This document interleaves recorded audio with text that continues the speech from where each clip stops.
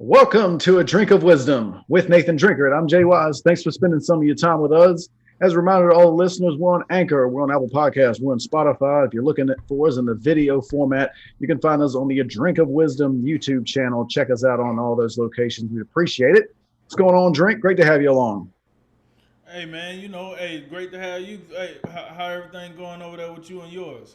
It's great, man. It's great. It's good to be in my house where I can show my own face. Here we go. Here we go, folks. Here we go. But hey man, as always, man, it's another day in the business. Y'all know what time it is. We see what they don't. We're gonna say what they want. And last but not least, let's talk some sports, baby. Let's roll, baby. All right, episode 67. The NBA trade rumors heat up. Aaron Rodgers reports, and it looks like the Deshaun Watson trade talk is back. We begin with the third and most likely final installment of the Texas-Oklahoma SEC shebang, in which the 14 SEC presidents and chancellors voted unanimously earlier today to extend invitations to the Big 12 co-founders, Oklahoma and Texas. It's something we've been talking about for the past couple shows, and this has moved rather quickly, it seems. We had the kind of initial rumors, then we have more, a little bit more like, okay, this is going to happen, and now it has happened. Both teams will be in the Big 12 until 2025 due to media rights, I believe that's what it is. But after that, they will be free to move on to the SEC, and we'll see what that means for not only the SEC but the Big 12. Drink, now that this is kind of looking more and more official, what's your reaction to it? Well, here's the deal. I think I'm allude to something that you said in the lead-in, how fast this is moving. I won't be surprised if we see something, like a carry-on action to this. I think, man, listen, by 2025, college football is going to look so different. I wouldn't be surprised if we have more teams go to the SEC. I'm just going to keep it real. I think right now, the SEC and college football in general, they're trying to figure out how they can move from under the umbrella of the NCAA and make their own thing, man. Like I honestly think, I got it that these Power Five conferences, on the surface, it seems as if they don't like each other, but I think all these presidents gonna come together and they're gonna start trying to figure out a way to make a 30 team league, 32 team league. I'm willing to bet 10 years from now that college football will have a legitimate league, something similar to what we see in the NFL. It might not be 32 teams. It might be half of that. I don't know. But they're going to have a more standardized product where I foresee a commissioner coming to college football.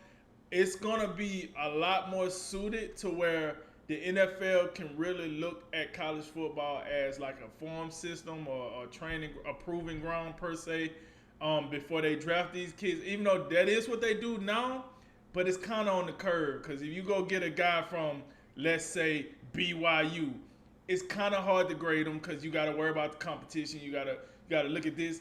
Think about it like this.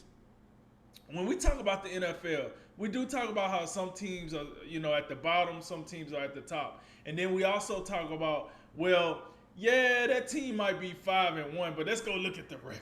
Let's go see who they played. Well, we deal with a lot of that in college football, right? We talk about, oh yeah, this team is 10-0, but my God, they played 3 lawn chairs, they played 2 stop signs, they played, come on, like we can't apply this. This is ridiculous, right? Well, I think 10 years from now, we're gonna get what we've been asking for. We're gonna get one league that's standardized with one person calling the shots. And I think this is what the SEC is starting to actually roll out. We really focus on teams coming into the SEC. I won't be surprised if we start hearing about teams that's going to leave the SEC. I got to believe it's somewhere, it's some table that Vanderbilt, Arkansas, Tennessee lately, teams like that. Maybe maybe those Mississippi clubs. Like if you truly, just to cut in real quick, if you truly want to go that route, like where you want to have the most powerful league with 32 teams, those Mississippi teams might not be in there either. Right. And if you kept one, I guess it'll be Ole Miss because of Lane Kiffin. But no, I'm with you. Yeah, you probably had to get rid of them. And listen, you got to trim the fat. It's no more that, hey, we part of the SEC, give us credit. No, it's time to reach into the archives and see what in the hell do you actually do over here. We tired of paying you for nothing. We tired of you getting your dividends and you ain't doing nothing. So with that said, I see this as the beginning steps of a college football league, and I leave that at that. Do you know about 2025 with the addition of Texas and Oklahoma that the SEC is estimated to gross over $1.25 billion in 2025? That's the SEC by themselves. That's not even the rest of the NCAA college football landscape. That's just the SEC. That's more money than the NCAA pulls in. You dig? As I read what I read into when I read that is they're gonna start garnishing enough money where they can really make it a reality to start their own league. When you start putting in 1 point so and so billion, 2 billion, 3 billion, you talking that NFL language now. You know what I'm saying? The XFL would surely love to be pulling in billions of dollars, and they ain't doing it. So with that said, I think we got more to come, man. I really do. I think we got more to come. I think this chatter you starting to hear about Super League is coming. I think this is the beginning steps. And by the way, you said something about the Big 12 conference. I think that goose is cooked. I'm just gonna go ahead and say it. With Oklahoma and Texas gone in 2025, I foresee Oklahoma State going somewhere. They're just too good of a program for some conference not to like hear them out. I gotta think the Big Ten gonna hear them out. The Pac-12 gonna hear them out. I think that program is out of here. And then with all the other programs you got left, I think I look at a program like TCU. Gary Patterson, they built something consistent there. I would foresee them getting asked or getting invited to another conference. But overall, man, when you look at the product that's going to be left, when you look at the product of who would replace, like, this is what people got to understand. Who's going to replace Texas and Oklahoma? It's no teams out there that can replace those two teams in the Big 12. None. That's not already in the conference. The only team is Notre Dame. And let's just be real here. Notre Dame don't want no parts of that down there. None whatsoever. So it's no teams that can replace them. That's why I think the Big 12 is cooked. They're cooked. And then possibly your third best team going to go find a home. Your fourth best team going to go find a home. Eventually, it's just going to be the teams that nobody care about anyway. So I think the Big 12 could possibly, turn into what the Big East used to be. It is what it is. It happens. So with all that said, man, that's my opinion on the landscape of the Super Conference SEC right now. But I do think we'll be revisiting this, down the line, years down the line, and talking about the new and exciting additions to college football.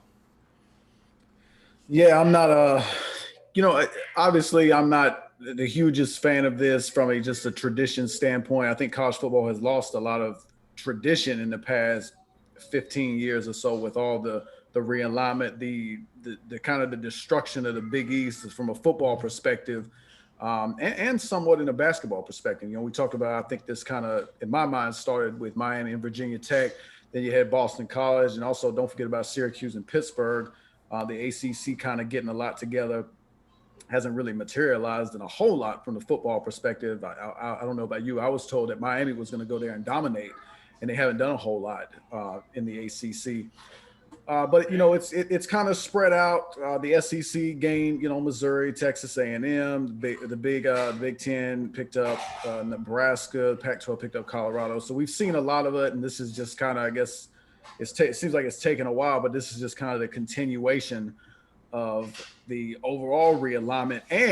But the more you get into how, you get into kind of where the SEC, maybe they can be a mirror type of the NFL. Now I'm starting to be intrigued, because now I'm thinking, if the SEC, especially the point where you're talking about the SEC looking at some teams like, I mean, Vanderbilt for sure. Like Vanderbilt just been up there taking up space for years. Like it just, like you said, that's the one school where you look at like, you look like you here for academics, and there's nothing wrong with that. Like we probably could use a little bit more academics, you know, in the whole thing. But God, could y'all be better than 3-9 one time? You know, like can we get a little bit more? Like can we? Let's take y'all. Y'all know what bowl games are down there in Nashville, do you? Let's explore some of those things. But I do think, look, if the SEC is truly, if that's kind of the goal that that they're looking at, then you are going to have to look at subtracting some teams, and not only Vanderbilt, but I mean, yeah, Tennessee this ain't the Philip Fulmer Tennessee action. The Arkansas, like you're just not cutting it. So, and then you look at like teams who you want to get in. We know about Texas, Oklahoma now. The Big Ten, obviously Ohio State and Michigan would be the draws, but also, you know, what about a Penn State? What about a Wisconsin? Those are two more teams I'm looking at. And look, the Pac-12. I mean, you could throw in a USC and you could throw in an Oregon and I could be okay with that. The rest of them can get on out of here. But that really becomes something kind of interesting. And then not only that, Clemson, Notre Dame, get them on in there. You know, so I think, you know, and I'm almost just to like tease for the next show, but we're gonna do a top 10 coaches list. We might want to look into just like creating our own 32 team league out of the whole FBS and saying, look, this is what the SEC 32 team league should look like. I think that's kind of interesting. Could be something worth like listeners' time as well. But also, right. I do got to say, and just to throw in a little bit about the Big 12, because I don't want to. Obviously, the SECs, they're gaining some teams, and they're going to be the beneficiary. The Big 12 commissioner, he felt like he had to release a statement when he said, "We are unwavering in the belief that the Big 12 provides an outstanding platform for its members' athletic and academic success. We will face the challenges head on and have confidence that the Big 12 will continue to be vibrant and successful in the near term and into the foreseeable future." You can say all that, but I think they're done. Texas, Oklahoma leave. I think it's only gonna, like you said, like the next like level teams who kind of want to like build their programs and like get better and like be serious. Yeah, Oklahoma State got to get out of here. TCU, they went Mountain West to Big 12. They probably interested in progressing still. TCU, get on out of here. Go ahead. Hold on, man. I had to interject. Ain't that commissioner? Ain't he the same commissioner that he were the commissioner of the Big 12 when the first year of the playoffs came around, and they slogan in the Big 12 was one true champion, but you had two champions that both missed the playoffs. So I don't know about this statement talking about unwavering, like, I don't know. I just had to say. Like, obviously, I'm not taking this seriously. I read it with just a touch of sarcasm. So we know. I mean, look. I mean, maybe they could go backwards. Maybe they could call Nebraska and Colorado and say, "Hey, y'all want to come back? Come on back in." And I doubt that's not going to do a whole lot. But yeah, I do think. I mean, obviously, I do think the whole group of five. Like, you take the best out the group of five with Boise State and Memphis and Central Florida and Cincinnati and some teams like that. I mean, that could give you like some kind of hope, but I think you are right. You're not there. It's not like there are teams out there in the free agent market looking to replace Texas and Oklahoma. It's just not happening.